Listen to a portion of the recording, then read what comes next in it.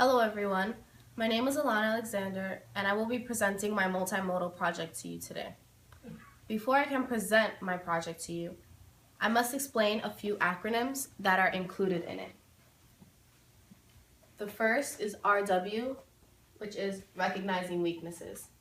The second, SH, seeking help. The third, TNT, trying new things. The fourth, RT, stands for risk-taking.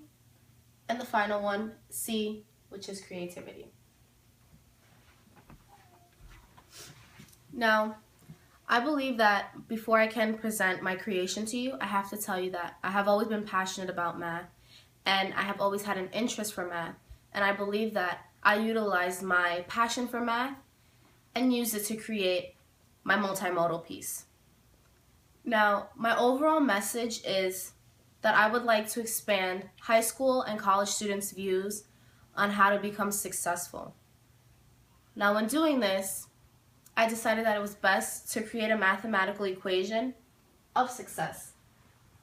And success equals recognizing your weaknesses plus seeking help plus trying new things divided by risk-taking, all raised to the power of C.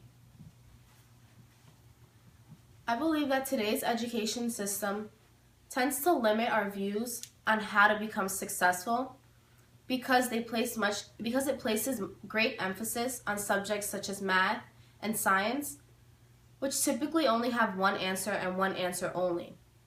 Now, this belief on having one answer can contribute to why many students believe that there is just one way of achieving success.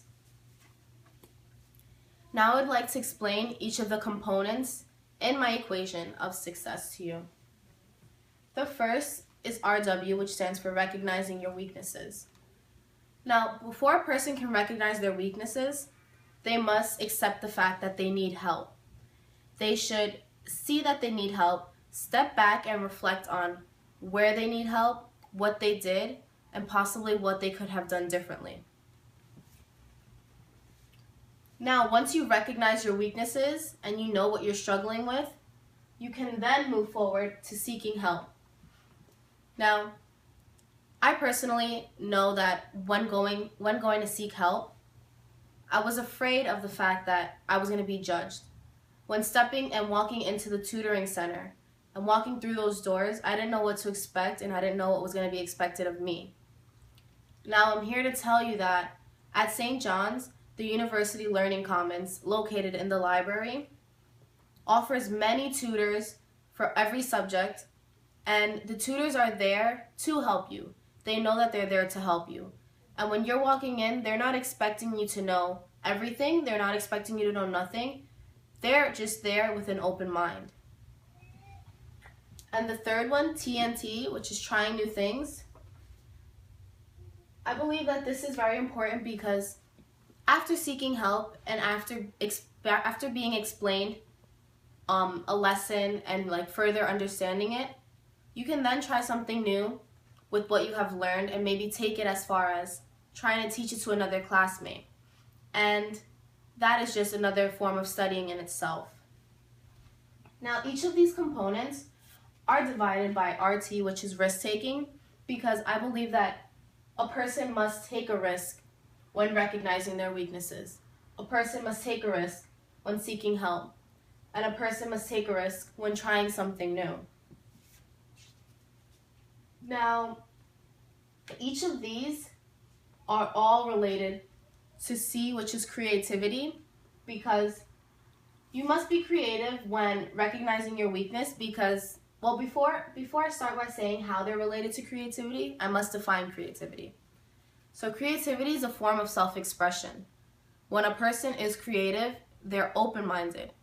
When a person is creative, they're exposed to expressing themselves differently. And sometimes, most of the time when a person is creative, after exposing themselves, they may or may not feel vulnerable. So creativity is linked to recognizing your weaknesses because, like I said, when recognizing your weaknesses, you must be open-minded. You must be open to acknowledging the fact that you are struggling somewhere, open to the understanding that you don't know everything that you may be expected to know or that you thought you knew. Seeking help is related to creativity because when seeking help, you're exposing yourself. Like I said before, walking through those doors, not knowing what is going to be thrown at you, not knowing what you have to know, not knowing what you're going to do at the tutoring center. And then creativity ties back to trying new things because when you're trying something new, you are creating something. When you're trying something new, you're looking at something and saying, I know that I personally like this, so maybe I can do it this way. For example, I tried something new when creating the success function because I knew that I love math and I was hoping that creating this mathematical equation would help you all better understand how to become successful and the essential qualities that are required. Now, ultimately, I believe that a way to solve this is to incorporate maybe risk-taking exercises in the education or in colleges, fostering creativity and explaining why creativity is important, explaining how creativity can just impact your overall performance, or maybe just how creativity ties into when you're given an assignment, how you look at that assignment, and maybe what direction you want to take that assignment in. And isn't it fair to say that when outlining a paper, you're being creative, you're being open-minded as to, I want to say this point and I want to get this message across by doing this, whether it's saying a quote or whether it's relating back to a personal experience of yours. And lastly, I have been applying this equation to my life ever since I was a freshman at St. John's. And it has been resulting in my academic achievements, but I'm not the only one. My inspirational person is Supreme Court Justice Sonia Sotomayor, and as a freshman at Princeton University, she struggled with her writing. And after receiving a failing grade on her paper, she quickly sought help. She stepped back and she saw that she was struggling with her writing and that she wasn't doing as best as she wanted to, so she went to the writing center.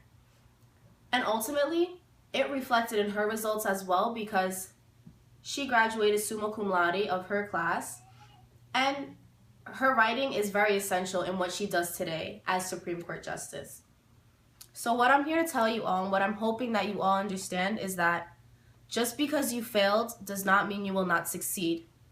And just because failure was something you experienced on the path towards your success does not mean that you will not succeed at the end.